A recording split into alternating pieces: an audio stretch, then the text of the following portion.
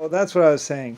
This guy is just a salesman for the company. He just sold a bunch of computers basically, and I believe he was actually an IBM salesman or whatever. Um, I think sales were down or something like that. He did something where maybe I had him go from one company to another company to this company. Um, but it's because we bought the old uh,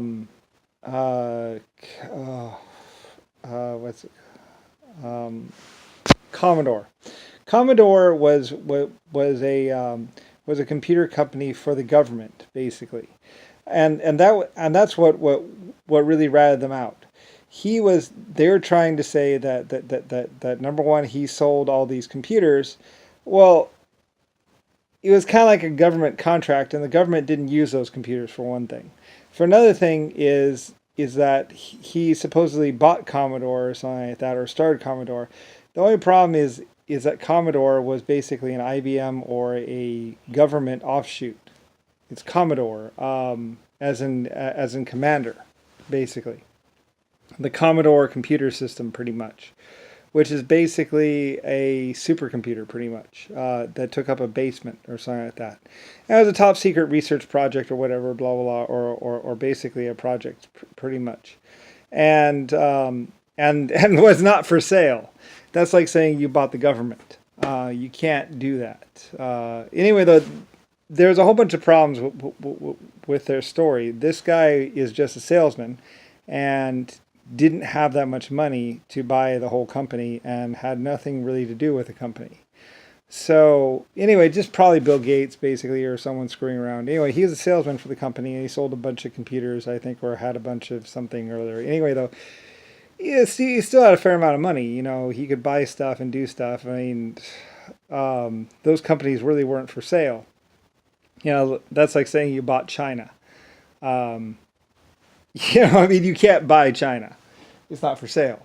You can start to buy up small portions of land, but there's nowhere near enough time for a person to ever come to that much wealth. Anyway, though, he was a really good salesman, though, and he sold a lot of computers, and his sons also sold computers and stuff like that, and they made commission, like 30% commission or something like that on the sales or something like that. I forget exactly what the deal was, but anyway, he had a fair amount of money. It's true, I think. I forget what the deal was. Anyway, though, but no, he didn't really start. He didn't start the Commodore. That's like saying George W. Bush started the Desert Storm computer system. It's not really. It's not like. It's just a bunch of fake news, fake media, fake this, fake that. Anyway, and like I said, I owned Commodore because Commodore was a government computer, basically. Um, and not for sale. And basically, it was a mainframe. Well, I had an idea a long time ago where basically smaller computers could get more power and have more access. You have one big computer feeding information to the smaller computers, and and that way, the smaller computers can be smaller. The only problem, of course, is the telephone systems and everything. It has to be hooked in directly with that, and it worked fine for businesses. Businesses could have a dedicated communication system and a modem to work with a supercomputer. So it worked with those things. It did not work with the home market though. Um, Basically, the storage capacity would be in a warehouse, and using a direct telephone line system between the computers and the mainframe computer that would be in a building, basically. And it worked great for businesses and stuff like that, but it did not work for I mean things like air travel, stuff like that. Having a mainframe and then basically a bunch of smaller computers that basically just deal with little stuff. It works fine for that, but for the home market, it did not work at all. Anyway, though, that was my idea too. It's having smaller computers interface with a big computer, and basically, they that way, it spreads out the load, but I mean, it's also all about transfer rates and all that other stuff, and speed and communications through the telephone system and all that stuff. And it gets all complicated, and a lot of, very smart people have to do all that stuff. Anyway, whatever. I don't really care anymore. It doesn't really matter, especially after Zachary, Bill Gates, and things like using nuclear reactions or basically a nuclear fire in midair to actually decimate your enemies. I mean, everything kind of becomes a little bit of a mute point when somebody fires off a bullet into a crowd and the whole crowd dies. Gee, like Ronnie Brady said, you fire one of these babies over a trench and everyone dies in the trench. It's like, yeah, because it's the nuclear reaction.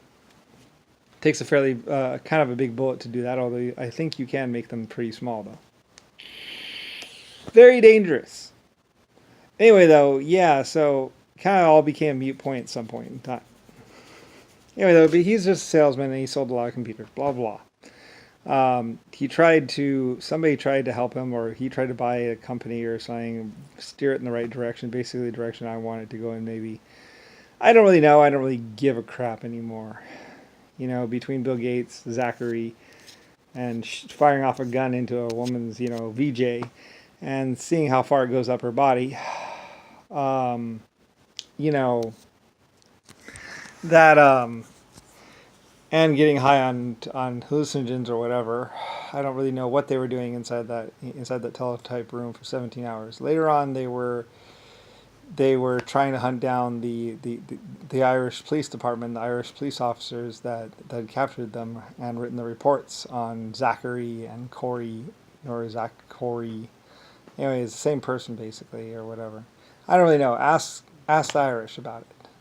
It happened on it's either Ireland or Scotland or UK or someplace, one of these foreign countries, basically, where Bill Gates, and then later on Bill Gates, or someone put in a whole bunch of zeros behind his father's name and then tried to have his father